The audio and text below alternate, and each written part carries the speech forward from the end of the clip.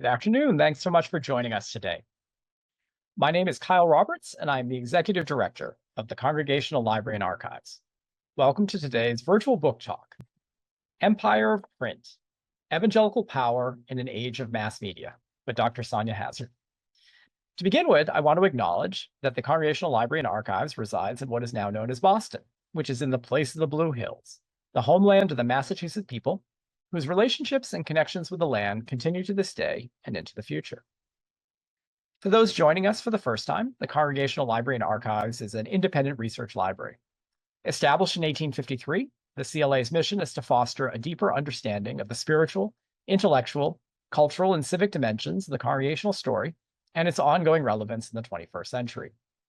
We do this through free access to our research library of 225,000 books, pamphlets, periodicals, and manuscripts, and our digital archive, which has more than 130,000 images, many drawn from our New England's Hidden Histories project. Throughout the year, we will offer educational programs and research fellowships for students, scholars, churches, and anyone interested in Congregationalism's influence on the American story. I encourage you to check out our website, congregationallibrary.org, to learn more about what we do and for news of forthcoming events. Let me introduce our speaker today. Dr. Sonia Hazard is an assistant professor of religion at Florida State University, focusing on religion and media in 19th century U.S. history. Supported by the National Humanities Center, her current projects include studies of missionary collecting and Cherokee religious printing. Hazard also co-directs the Collaborative Research Institute More Than Human Religion. Now, she was a research fellow here at the Congregational Library back in 2017, before my time, but I have been following her career with so much excitement over the last few years. I love your work at the intersection of book history and religious studies.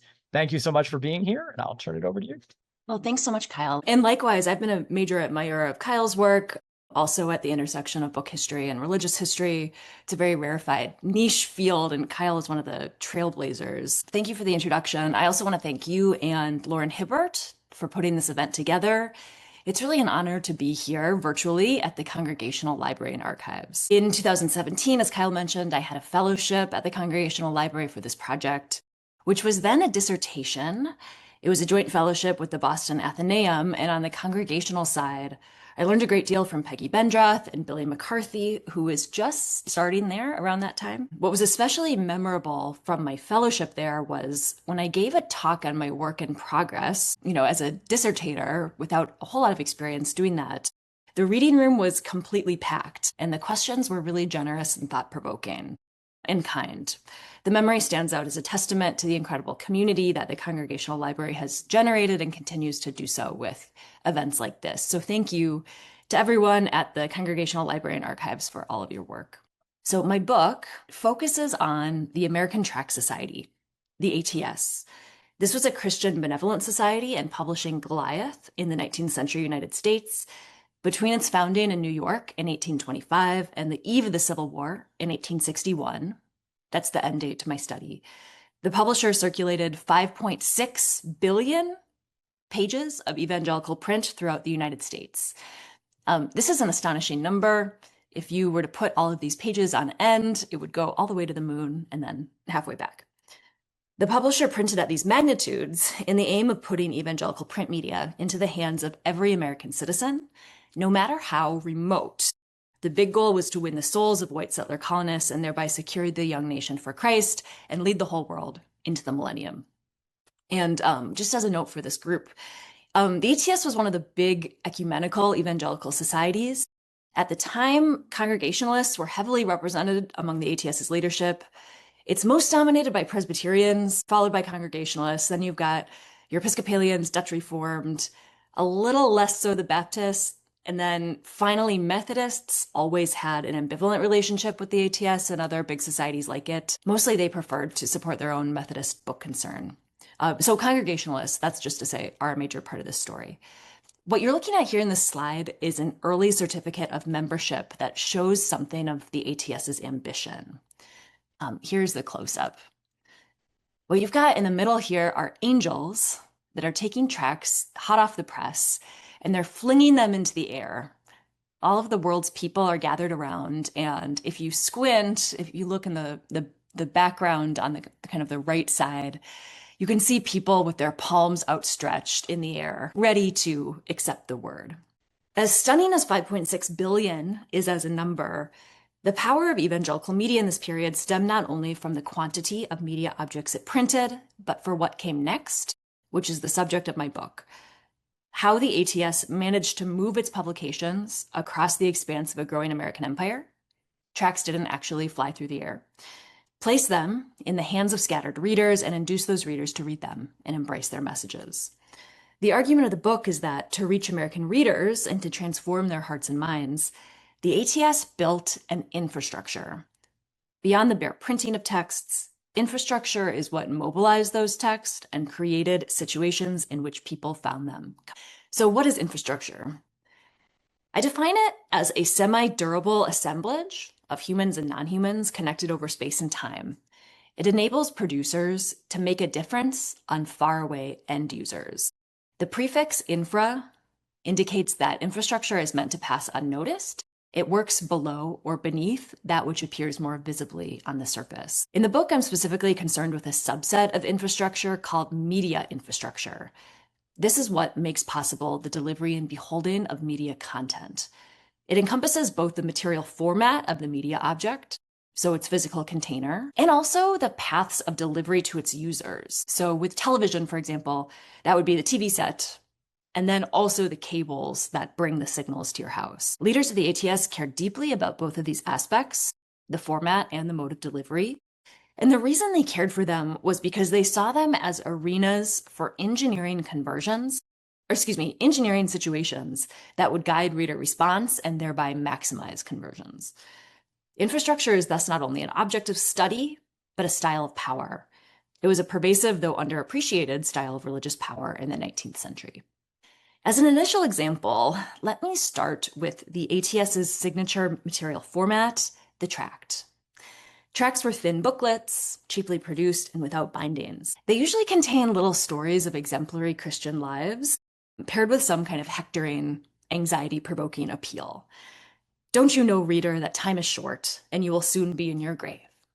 That sort of thing. Sometimes, like this tract in the collections of the Congregational Library, addressed very pressing social issues like dancing.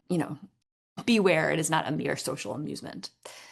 The ATS poured its resources into shaping this humble object so that it would encourage certain practices of handling and reading, increasing the likelihood that the reader would convert. Tracts had what James Gibson called affordances. They afforded, or encouraged, certain actions based on their physical constitution.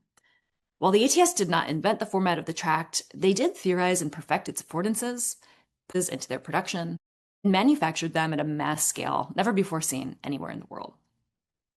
For one thing, tracts moved. Unlike heavy-bound books, which were difficult to ship and even then liable to sit on a shelf full of inertia, tracts were made to move. They could be passed hand to hand, tucked in a letter, left behind to be found by somebody else, carried in a pocket.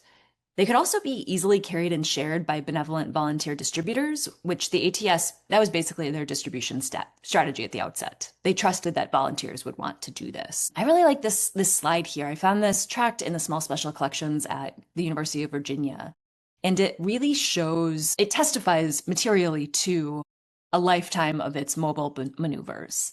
It's got these fold marks, so it was clearly folded up and taken with somebody, errands. It's almost disintegrating. It was used so much. It's got these little brackets, often multiple brackets, so clearly the person was reading it, consulting it over and over again. For all of these reasons, the tract, according to the ATS's president, was, to quote him, the Bible of the wayfaring man. Another way of putting the point is that the tract was a religious media format that was made for settler colonialism. It was ideal for reaching scattered readers over distances. For another thing, the ATS's tracts were attractive and eye-catching. The ATS made a great deal of this and in fact was very vain about it. Unlike books, which at the time were covered up and had these bindings that concealed what was inside, tracts often had text and images stamped right on their faces. They also sometimes came covered in these colored paper wrappers like this. And what you're looking at are tracts made for children, but they also had colored wrappers for adults as well. All of these material features were intentional. All of it was designed to attract the distractible attention and focus it, making a nearby person likely to actually pick the tract up and open its pages. A related point is that the ATS's tracts were generally well constructed, especially compared to most pamphlet printing at the time. Leaders thought that this concern for quality would make tracts universally appealing. They had a refrain: tracts are for the high and low, the rich and poor. Tracts also had a kind of sneaky staying power, and what I mean by that is because of their unobtrusiveness, they had this tendency to stick around and show up in odd places. Furtive distributors recounted stuffing tracts into the pockets of drunks who would discover them the next morning when they woke up from their stupor. The ATS also published reams of anecdotes describing tracts as being repurposed for non-pious reasons, like as wrapping paper, say, and then somebody incidentally finding them and becoming converted. Leaders loved this sort of thing. They celebrated tracts as having an almost magical ability to maneuver into the world's crevices. This tract here I found in the collections of Florida State University, where I work. It's an example of what I mean. It only survived because it had been shuffled amid the manuscript papers of a pastor in Pensacola. And apparently he kept it around because it was useful to him as an ink blotter. So this is an example of the kind of staying aroundness, near to handness of tracts. And that's a quality that bound books, say, don't have. My point is that through these qualities of format, which is part of media infrastructure, a whole script of reception is built into the object of the tract itself. If the infrastructure were well constructed, a person encountering a tract, perhaps like the one illustrated here, would find herself touched by a force from outside herself. Perhaps the paper tumbled out of her apron pocket, where she had slipped it earlier without thinking much about it. Now, the loud typography on the wrapper caught her eye. These infrastructural properties created a situation that cued her to open and begin reading a text that she might not have thought much about at first blush, and stirred feelings that were not otherwise present. The tract surprised her and changed her course. Of course, she could have accepted a tract to be polite and then never bothered much with it. That possibility of the failure of governing reception is equally important to my understanding of infrastructure. Infrastructure guides or prompts a reader, short of coercing or subjectivating her. It gets up close to a person and asks her to read. We could even say it assembles with her, if you like that kind of Luturian-inspired language, but it doesn't sink into her subjectivity. This project was born in my sense that for this period of American history, given its distinctive conditions, most of all the spatial extensiveness of American empire, we need some new vocabularies to talk about power than what's on offer. What's so essential about media infrastructure is precisely that. It's a style of power that is responsive to that spatial condition. It enacts power over distance. It was a way to try to govern the situation in which a text would be received, even if those doing the governing were hundreds or thousands of miles away. Before we go further into this discussion about power, a little context. It's important to understand that the ATS, which you see over here on the left, just to the left of the New York Times building, right in the middle, like the other big six evangelical benevolent societies at the time, was a massive, incredibly well-resourced institution led by elites. At mid-century, its annual budget was greater than that of most states and larger than the endowments of the country's top colleges. It had offices that were occupied by captains of industry and politicians. The longest-running president was Theodore Frelinghuysen. He was a Whig senator and the vice presidential running mate to Henry Clay. Its headquarters were situated in Lower Manhattan, the economic center of the U.S., where it stood shoulder to shoulder with the city's most prominent institutions. Because of the abundance of elite men, bloated budgets, and the truly audacious vision to convert all of America, it's tempting to take the ATS's power for granted, to sort of presume its might without asking about how it worked. The first generation of historians of the ATS tended to emphasize its raw power. Those 20th century thinkers argued that even though religion had been disestablished at the federal level, the ATS nonetheless represented a quasi-establishment of religion, acting in ways that were functionally equivalent to a Department of State. It was thus an institution of social control. And this is the so-called social control thesis. If the ATS became more Christian in the early national and antebellum decades, these historians say, and that's something that everybody agrees on, that this is a time of evangelical ascendancy in the US. The question is why and how did that happen? Those historians say that it was because the ATS used its resources to flood the country with propaganda. I feel a certain kinship with those historians. I very much admire their taking seriously of evangelical institutionalism and elite power in a way that many generations of their successors did not. There was a kind of pendulum swing to the other side. And yet, a lingering problem with social control is that the ATS could not coerce its readers in any sort of force-backed way. Nor did this institution gradually discipline or subjectivate its readers in a Foucauldian sense. The people it wanted to discipline on the frontier were too far away. The US was an imperial state that was rapidly expanding. It amassed 2 million square miles in the period. A disciplinary mode of power, however, as somebody like Foucault described it, requires some sort of enclosure for its application. And for Foucault, the kind of ideal scenarios were the asylum, the prison, the monastery. The ATS's presence in the lives of those it wished to evangelize was not totalizing or saturating like that. It was fleeting. Discipline requires intimacy, and print media did not confine. It's almost the definition of print media to move instead of confinement.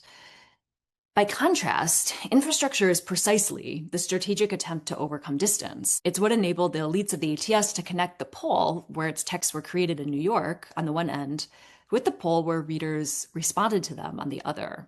Because those poles were far apart, infrastructure could not compel, but it could prompt. So those are the basic arguments of the book. For the rest of this talk, I want to highlight 2 episodes of the ATS's media infrastructure building. The first one will continue to discuss formats, specifically the ATS's turn towards books in addition to tracts. And the second has to do with the distribution of its materials, namely the ATS's program called Colportage. So I'll get to that in the later part of the talk. But first, episode 1, books. Considering how the institution was called the American Tract Society, and it valorized tracts as the ideal media format for mass diffusion in all the ways that I just described, it is a puzzle why the ATS, shortly after its founding, started to publish books alongside its millions of tracts. And if you look at this stereoscopic view of the Boston headquarters of the ATS, this was over on Washington Street, which I think is just a few blocks from the Congregational Library headquarters today. You see that in the picture window, it's all of these beautiful, big illustrated books with fancy bindings. The ATS's first books were all pretty plain looking, like this with the marble binding. They also had these nice calf and sheep bindings, but they're pretty modest. They're also small.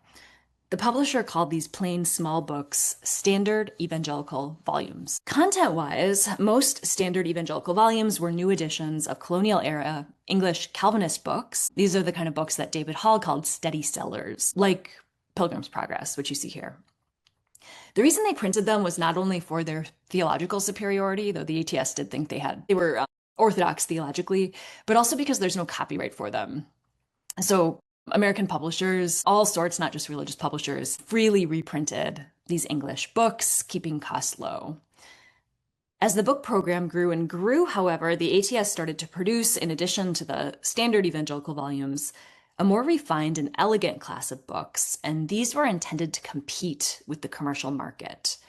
They included colorful gilded books like this one, these kind of sweet little gift books like this one that has this kind of nice wallet binding. And by mid-century, the ATS was producing really lavish books like this gilded edition of the Pilgrim's Progress. And this one is pretty big. It's a big duodecimo.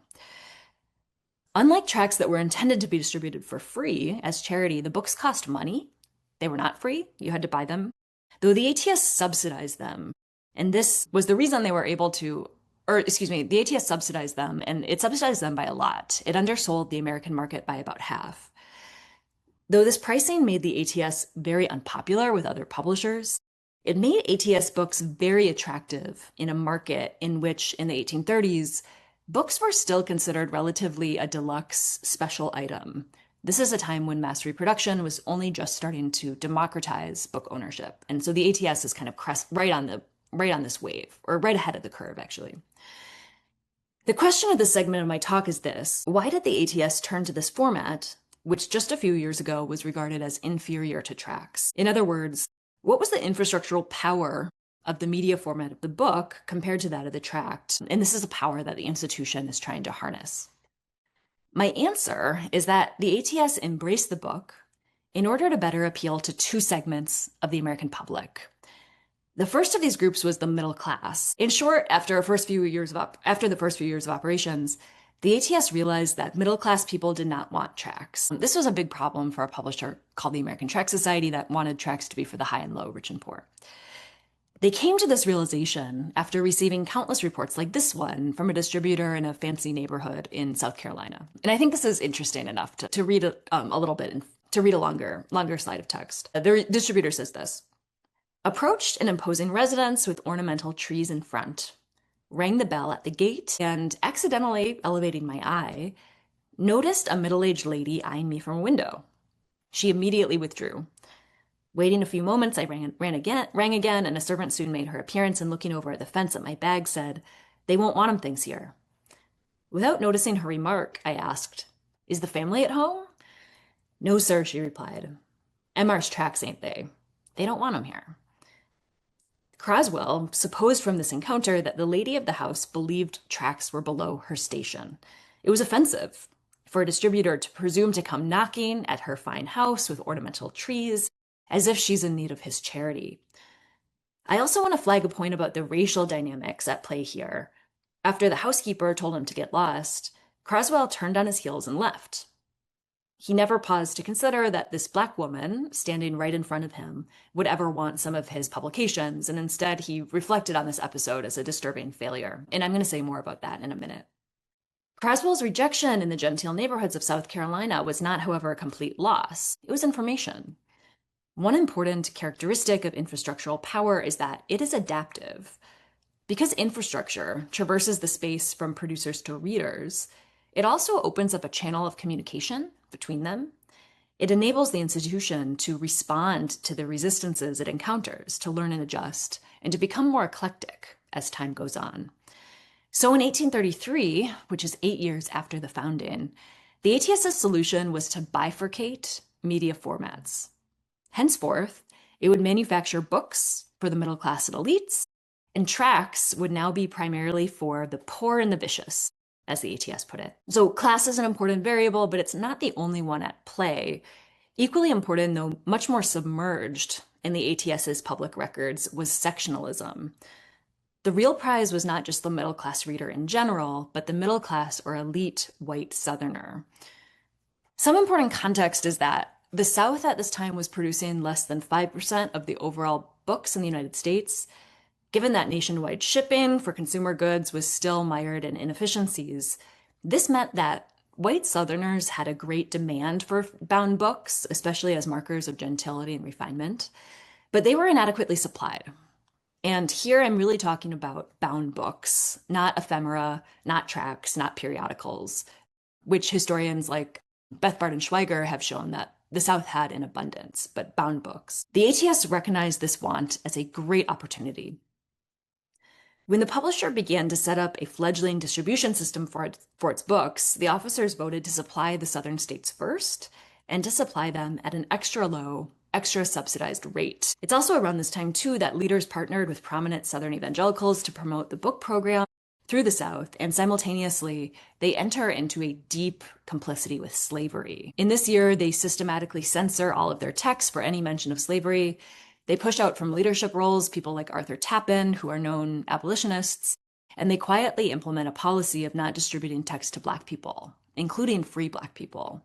And I explain all of these things in greater detail in the book. One thing that I'll just mention is that the anti-slavery wing of the ATS that was always uncomfortable with this was located in Boston. It was dominated by the Congregationalists, and it eventually leads to the ATS splitting up in 9. But that's a little bit later on in our story. For now, this multi-pronged campaign to secure Southern buyers with the media format of books at the center was very successful. It worked. So if you take a look at my graph here, the top line you are seeing, the solid line, represents the percentage of books sold by ATS distributors to readers in the 15 Southern states out of all of the books sold to the United States. And that's just for the years that this is available, starting in 46. That figure is high. It hovered between 33 and 44%. So in short, the ATS is sending massive amounts of books south. And they're doing that until the Civil War when everything crashes out and they're not sending any books south. And the dotted line, which is below, refers to the percentage of donations from those same 15 southern states, which were coming in, as you can see, at a much lower rate. What this disparity suggests to me is that Southerners did not want to give donations to this Yankee enterprise, but they did want to buy books. The ATS was able to draw them as buyers because it gave them a media format they desired, even if they were not perfectly ideologically or theologically aligned. That they were able to keep these figures high throughout this period when other denominations and other national benevolent societies are otherwise being riven by sectionalism is incredible. So, the Presbyterians split over slavery in 1837, Methodists in 44, Baptists in 45. 4 out of the 6 major evangelical societies don't survive, or else they majorly contract and basically just become northern institutions. The ATS, by contrast, not only survives, but it thrives. It keeps North and South together through this whole period, and the glue is the book. So another key aspect of what's going on is that books and tracts were not only different material formats, as if format could be considered in isolation. They're also sent along different paths of distribution, and the context of distribution changed how the text was received. And so much of this divergence began with the requirement of selling books. The ATS's initial sales infrastructure relied on evangelical businessmen.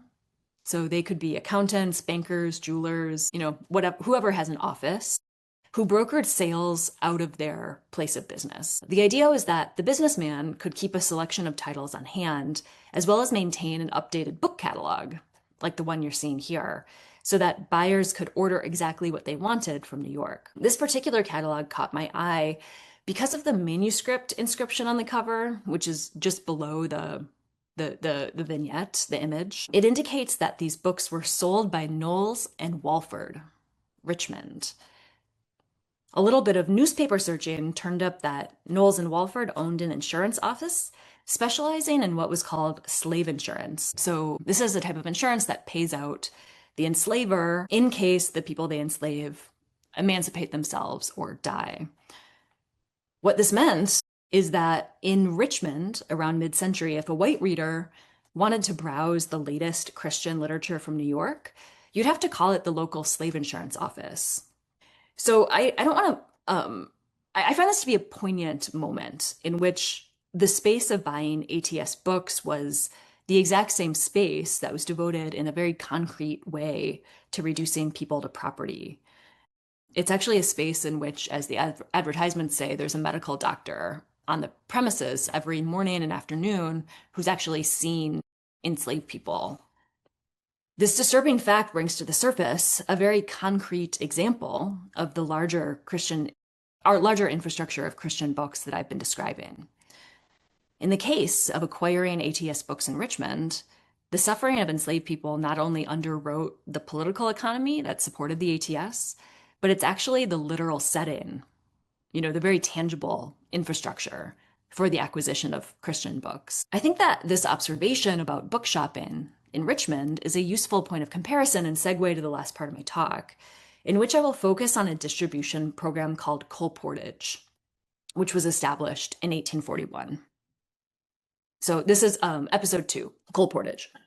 At first, strangely, the ATS did not care very much about distribution.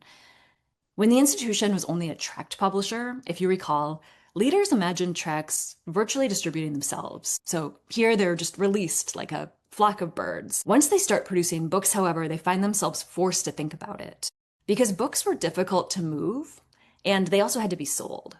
With books, there's no possibility of spontaneous movement, no finding them on the street, no magical appearance in your pocket after a night drinking. The other thing going on underfoot is that by 1841, books were no longer the luxury items they once were, even a decade prior when the ATS first entered that market. And the ATS now resolves that everyone, including the so-called poor and vicious, and not just the middle class and elites, should have them. Essentially, what they decide is that what's going to convert the nation is the book, not the tract. They still produce tracts, but tracts become a lot more ancillary to the mission. And now the trick is that they need to find a way to distribute books to settlers on the frontier. While the businessman agency system, involving agents like the pair in Richmond, worked well enough for wealthier clientele who also happened to have a pre-existing desire for books, what about everybody else? For that everybody else, ATS officials developed a scheme they called Colportage. So I talk about this more in the book. This funny name was adopted from a French term whose meaning ATS officials misunderstood, but nonetheless, they call it colportage, and the salaried distributors who work under it are colporteurs. Under the terms of the system, they send colporteurs through the country into new settlements, selling the society's plainest books house to house. They're also allowed to give away books for free when they encounter truly impoverished people who have a desire for books and own no religious books at all. And that was done at the discretion of the colporteur. The idea was to knock at every single house within an assigned area to truly be exhaustive. It was a massive system. There were 787 colporteurs who were employed at the height of the program. I want to say that it was the largest literature distribution system in the world at the time. So if anyone knows of a larger system, you should let me know. What you're looking at is a hand-drawn map of a colporteur in New Jersey. I just thought this was kind of cool. This is Presbyterian Historical Society. Because they were traveling these fields on foot or on horseback, they got to know their fields very, very well. So some of them produced these handmade maps that they would send back to headquarters, and then their successors would use to more effectively canvass the area the next time. One thing to note here is that despite the much purported exhaustiveness of colportage, colporteurs were white men visiting white settler colonists. I mentioned earlier how the colporteur Michael Croswell ignored a Black woman standing right in front of him. Well, part of that neglect or disinterest has to do with the ATS's obsequiousness around white Southerners, where there's this kind of like conspiracy of silence, not a word is to be breathed about slavery.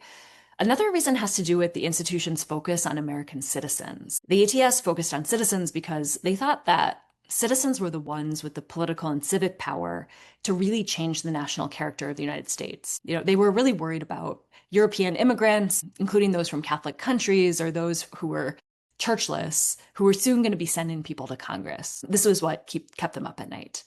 Since in this period, the only people who unambiguously possessed citizenship were white, the ATS ignored Black and Indigenous readers almost entirely, with a few interesting exceptions that I describe in the book. So just for a little taste, there's some reported cases, for example, in which free Black and Indigenous readers demanded a colporteur's attention, like actually hollering after them in the street and demanding that the colporteur sell books to them, which is a really interesting reversal of how the colportage relationship was understood by the ATS, as the colporteur is the philanthropist going in and trying to foist books upon you. There's also a really interesting episode in the 1850s where Cherokee and Choctaw Nation approached the ATS and arranged to hire their own ATS colporteurs who were licensed by the nations and paid out of the nation's funds. And this too is a reversal of the colporteur model, which in all other cases, it's the ATS paying the colporteur's salary. And at first blush, this would seem to be a bad deal for Cherokee Nation and Choctaw Nation. But what I say in the book is that this arrangement is a way for those indigenous nations to actually retain their own sovereignty over their territories. So if Cherokee Nation is paying the salary, they control the terms of the arrangement. And sure enough, when the ATS runs afoul of Cherokee Nation in 1859, the arrangement crumbles, the colporteur gets pulled out of his field about a week later. From the view of the ATS, however, as it was developing an infrastructure to achieve a Christian nation, it's really imagining a white Christian nation. That's the main demographic. In other words, you could think these are some of the original white Christian nationalists. My argument in this part of the book is that the job of the colporteur was not merely to distribute books like a peddler would. The ATS understood colportage as an unusual opportunity for the ATS in terms of infrastructure, in that colportage allows the colporteur, through the use of a series of techniques, to shape scenes of reader reception at very close range. For this part of the book, I drew on various sources, including colportage manuals, like this one from the Congregational Library and Archives. So this is a manual that tells colporteurs how to go about their jobs. And it's meant to, go on the dusty Colportage trail. That's why it's not bound, so it's lighter. It's cheaply printed because it's just for his use, and it's the kind of thing that he would keep in his pocket. Also, things like official reports and diaries. So here's one. I ended up not using this distributor diary because it's from the New England Tract Society and a few years earlier than my period. But I just wanted to call attention to this interesting diary by the tract distributor William Hallock. Hallock later became the corresponding secretary for the ATS in New York for about 45 years. But a very cool archival object. So I draw on all these various sources to argue that Colportage's work to create, and this is my term of art, textual situations. This is my term for the environment and circumstances surrounding a reader's engagement with a text, including the physical space, the manners and deportment of the people within or proximate to it, and the psychological state of the reader. The ATS understood that environment to have a demonstrable impact on the text's future career with you. A textual situation is thus a form of infrastructure in that it's a technology for the extension of a centralized power over distance. It prompted or cued the reader and inclined her towards certain results. So I'm going to talk about this textual situation over this slide. This pictures the beginnings of the Colportage encounter. The process began when a colporter knocked on the door to a house. From the start, he was to attend very closely to his behavior. One manual began with a discussion of the exterior deportment incumbent upon colporters, claiming that their manners must savor of the spirit of heavenly benevolence and of goodwill toward men. A failure here may be ruinous to souls. Continuing the quote, one's bearing should be open, frank, and manly. Another manual instructed the distributor to introduce himself in a quiet, easy way, but at the same time somehow to use a full-toned voice and in a dignified manner. After those introductions, the colporter turned attention toward his books, sometimes offering just a glimpse of them in his knapsack. Display the book, one manual counsels, but keep it in your own hands. Why? The answer is straightforward. Possession is power. Surrender it, and you lose the power of showing it. For the next step, having now built up some anticipation for his exotic wares, the colporter launched into a series of invasive questions. Your inquiries will be such as these, the manual stated. What is their moral and religious character? Are they members of any evangelical church? Have they children? If so, do they attend the Sabbath or weekday school? Do they drink alcohol? Have they a Bible? Are they in pecuniary distress? And that interview was expected to take about 30 minutes. While the colporter was partly gathering data that would allow him to tailor his efforts, when the interview is situated as infrastructure, a grander goal emerges. That goal was to capitalize on the effects of questioning itself, to prompt in that potential reader a disposition that would make that person vulnerable to the distributor's authority and more receptive to his overtures. One manual plainly describes the purpose in those terms. Our influence over the minds of men is proportioned in a great degree to the directness we have to individuals. By these attentions, their goodwill is secured, and a state of feeling is induced favorable to the reception of religious impressions. Artfully stimulating this state of feeling, as the guide put it, meant that on the one hand, the reader had to feel tenderly cared for. On the other hand, she had to experience anxiety. And the more intense, the better. The colporter accomplished these goals with the carrot and then the stick. First, he had to come across as gentle and caring. As he received responses to all of his questions, he was instructed to, quote, follow them up with tender and earnest expostulation. It should be done with delicacy. As the conversation intensified, though, distributors also had to, quote, awaken the unredeemed to a sense of their guilt and danger by picturing the awful consequences of dying in sin. And here, as you might expect, things like hellfire and damnation were very prominent themes. The goal of all of this was to get the person to cry. This was the climax toward which all efforts had been building. It was a sign that the subject had been adequately primed and was almost ready for the books. Tears were so routine that reports were often terse. After 15 minutes conversation, the man wept and trembled, bought $5 worth of books. While weeping was an entirely conventional expression of devotion among both men and women in the 19th century, what I think is noteworthy in our case is that the colporter did not merely participate in this sort of sentimental mood, he actually orchestrated it. He summoned the tears. and tears meant that it's now time to give over the book. With the exchange imminent, one thing to note is that it's the colporteur and not the reader who chooses the title to be conferred. The colporteur is trying to choose a title that matches the person's spiritual wants, but it's also a technique that makes the reader feel like they're chosen for. The colporteur has just the thing for you. Here I will also pause and observe how different this sort of textual situation was compared to ordering books at Knowles and Walford's. In the Colportage encounter, there's no shopping, there's no exercise of choice. Instead, something is being foisted on you kind of in this very effectively laden, intense moment. The final step in this long process was narration. So here's where the colporteur describes a story that he's read about in his manuals of how the text made an effect in somebody else's life. And the goal is to kind of get the person to envision such a thing as happening to themselves. Once the colporteur had concluded his stories, he finally hands over the book, he collects the payment, and he says goodbye. All of these practices serve to consecrate the textual object and thus shape the reader's experience of it. No longer was the book, which the reader is now finally holding, just a book. It's now a singular thing. It's both a part of and a capsule for the memory of the scene of its conferral. One manager even spoke of, quoting him, a sacredness which attaches to books when the colporteur had done his job correctly. And still, colportage qua infrastructure stopped short of coercion. Colportage was more confrontational than media format on its own, to be sure, but it was still a short, fleeting experience. Once the colporteur turns his back, the new owner of a book could always put it on a shelf and forget about it. After all of that, however, the ATS knew that she was more likely to crack it open and read. Okay, just a few words to conclude, because I realize I'm a little over time. The book represents my effort to name and analyze a style of religious power in the 19th century.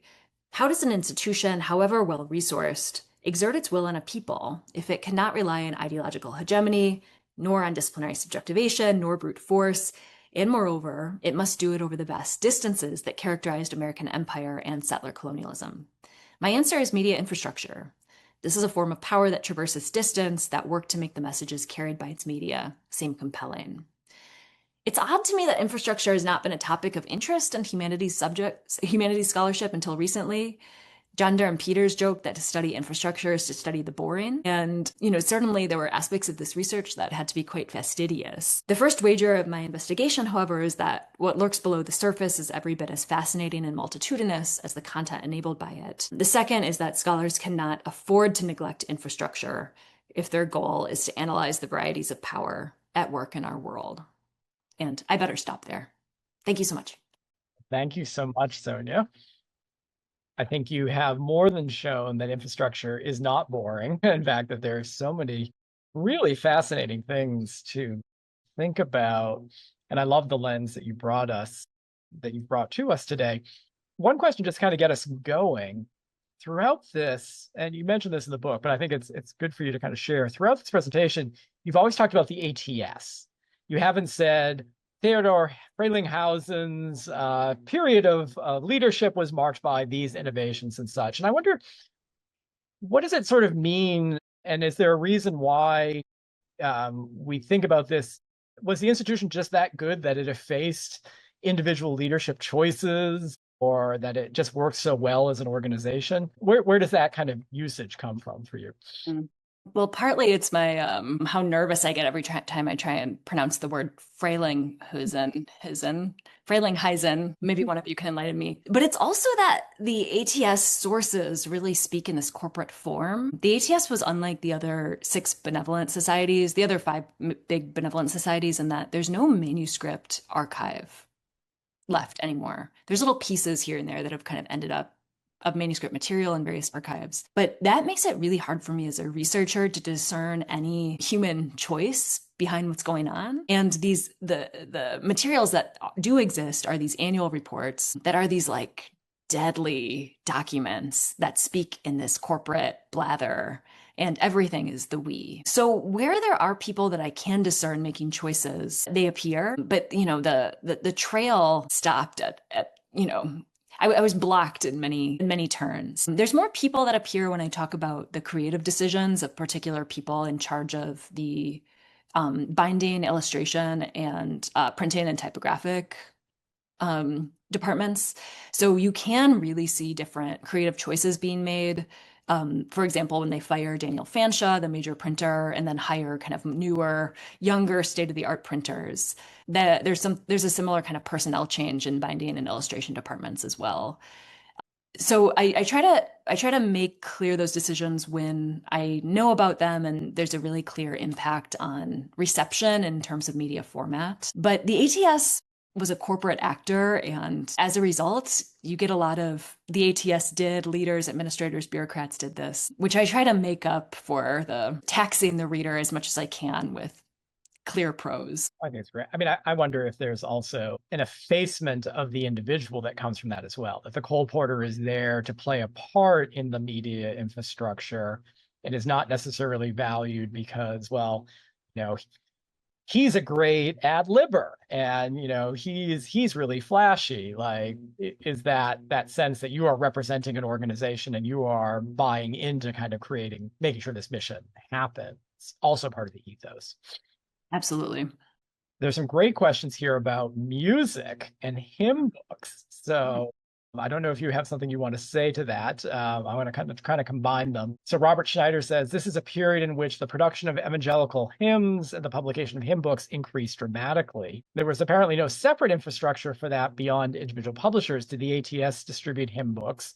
If so, were there ever any particular issues that came up with them?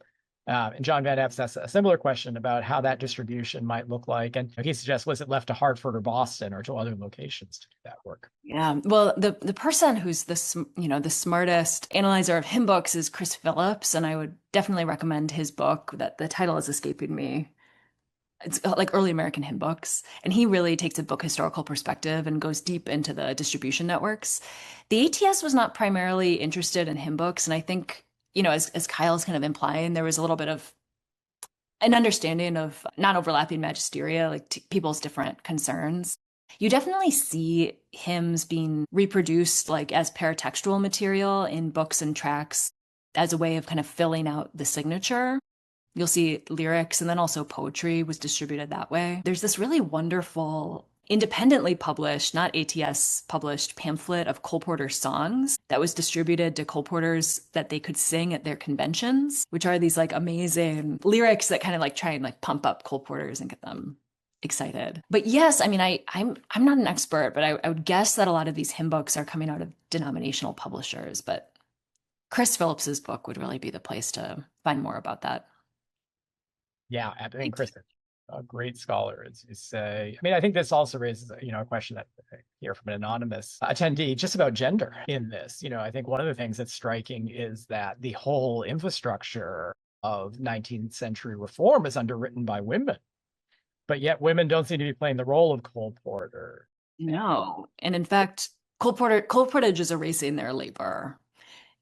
I mean, one of the wonderful things that Bruce Dorsey brings out in Reforming Men and Women is that, that evangelical reform in the early days was this moment where, especially white women, it was really the first time that they could, explore their cities and take on these leadership roles in evangelical organizations. And it's hard to say things definitively about this because basically anything that you'd want to know about gender, race, class, the ATS is not forthcoming about any of these things. Wherever I dragged these things out of the archives, it was like a massive effort. These concerns do not appear in the speeches at the beginning of the annual reports. They emerge kind of as little breadcrumbs on page 250. So one of the breadcrumbs here is that somebody takes out a thank you advertisement in the New York Evangelist and says, I thank the ladies of such and such for making me a member of the ATS. And then he implies that the lady members of the ATS are not really getting their, are not being appropriately thanked by the institution. And so he kind of takes out this special advertisement to make it known that we really need to respect the ladies. But I think what happens is that in the earlier period where they're reliant on volunteers, they're very much reliant on the work of women. Okay. Kind of in the auxiliary system. And Colportage really takes over the volunteer auxiliary system. With Colportage, they basically decide that the volunteer system is not working anymore. and we need to professionalize everything. And you can distribute tracts on Sundays if you want, but it's no longer like highly valued by the institution. It's this kind of more, yes, like machine-like corporate, and then hiring men in their 30s and 40s to do the work. And the women's labor really becomes even more effaced than it was before. Fascinating. Absolutely. Thank you so much for sharing that. Great question here from Charlie Hambrick Stowe, who emailed me a couple weeks ago and said, "You have to read this book, Kyle." And I'm like, I know I have to read this book. Very excited for it. So Charlie, long-term supporter of the library and former board chair, writes that merchant philanthropist Tappan Brothers helped finance the ATS, but also helped finance the evangelistic ministry of Charles Finney. Finney's hanging over my shoulder here. Love Finney. Finney is commonly credited and criticized for fostering individualism as an American character trait. The same could be said for the ATS strategy for catalyzing salvation, as reading tracts and books is solitary, or at most a family activity. But by 1840, Finney recognized that saving individual souls was not enough. He began to emphasize sanctification with the church as the necessary setting for the growth in holiness. So his question is, did the ATS do anything to actively promote church membership? Or did they, like Finney in the 1820s and 30s, simply assume that once salvation is accomplished, awakened sinners would somehow find their way into a church to sustain them? Yeah, thank you so much for that. And of course, yeah, definitive biography of Finney that I've used a whole lot. Just a few things. So I think to answer your question, I think it's more the latter.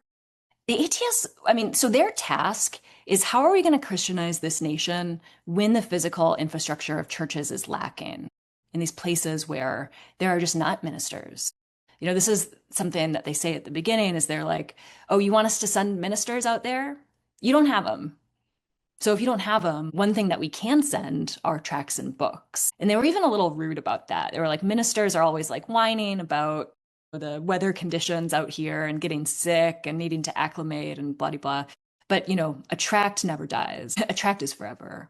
So there's even a way in which they kind of thought that tracts were superior to living ministers and established churches. I think that is going to change, you know, into the 1850s when more churches do get established, and they do, of course, hope that people will go to church. But it's like in these situations where there's not a church, they envision themselves as being kind of like, you know, the only Christian influence in this, you know, otherwise degenerate land. The major problem with the tricky thing about Finney, of course, was the anti-slavery stuff. And Finney calls out on his 4th of July sermon, you know, the same day that Frederick Douglass is making his 4th of July sermon, the ATS for its quietude on the slavery question. So Finney used to be a member of the ATS, but was never really, you know, was a quiet member, appeared on the rolls, but was never like featured in the speeches. And then he starts to really publicly call out the ATS. And I think that relations kind of degenerate after there. But it was slavery that was the real issue riving them. I would say even more so than the kind of questions about individual salvation. But thank you so much for the question. Long-term time, I'm going to send all of these questions to you. I just want to get 3 short questions in, which I think kind of summarize some of the thoughts in here. Our great friend Gary Fisher asks, what were the effects of tracts on literacy rates? So did they presuppose that everybody already can read them, or are they also expanding literacy? Yeah, thank you. This is some literacy rates are something that, you know, I'm finishing the book up and I'm like, I really need to reckon with this question. They have this idea that mostly it's important to get tracts and books to people who are literate, but they also very much hold out the hope that even if somebody's illiterate, equipping them with a tract or book could be kind of a gateway to literacy. So this is something that was worked out on a really ad hoc basis, kind of colporteur by colporteur, where the colporteur had to use a great deal of their discretion. But there is significant evidence that indicates that colporteurs were certainly distributing these materials to illiterate people. And then we're sometimes scandalized by what the illiterate people would be doing with these materials. So one says like, oh, you know, I gave them a book and then apparently they only wanted it to record their family record. They didn't even want to read it. So there were these kind of things. But I try to talk more about kind of questions of literacy in the book. Eventually in the 1850s, they do decide under a lot of pressure from the abolitionist wing of the society that they really need to address enslaved readers for the first time.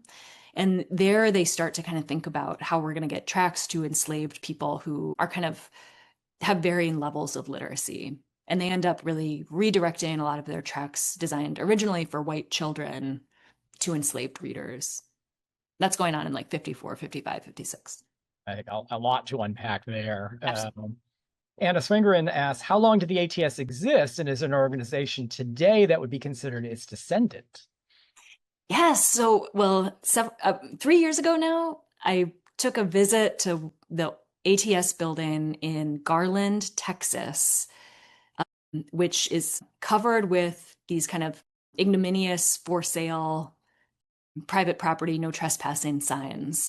Because in 2011 or 2012, they sell the whole back track catalog and whatever assets they have to Crossway, which is a Chicago or Downers Grove based major evangelical publisher. That was partly as a response to this embarrassment a couple years prior to that, where they were named the worst charity in America by a charity watchdog called Charity Navigator. So yes, they continued into the 20th century, moved down to Texas, very much continued the kind of tract and very literature-based ministry, and have some kind of interesting things in the memos from that period that are like, oh, I'm not convinced that television is going to be better at evangelizing than tracts are, and really kind of stuck their heels in. That was probably a mistake. And then by the 21st century, there appears to be a real sharp turn downhill. But some American Tract Society tracts, so I logged on to Crossway and looked at its tract catalogs, and they're selling a few tracts now that they brand as American Tract Society tracts. So I've got a whole pile of those because you could only buy 50 at a time. If anyone wants one, email me. I will happily share them with you. But those are still getting produced today. So the ATS does kind of exist in this kind of shadow way today. And you give me the perfect segue to the very final question. Thank you all for your patience as we've gone through these great questions. What is your favorite ATS tract? It's like asking to choose my favorite child. Yeah, I couldn't possibly choose my favorite ATS tract. Don't you mean The Dairyman's Daughter is your favorite? Of course, yes. Of course, Kyle's foundational work on The Dairyman's Daughter makes that tract, there's a special place in my heart for that tract. I guess maybe if to not cop out my answer, I think the American Tract Society's tract number 1 is really weird because it's actually not a tract at all. It's a facsimile of a tract designed for upper class donors to acquaint these upper class donors with what a tract looks like. But it's not actually designed to have saving content or to be distributed to the poor.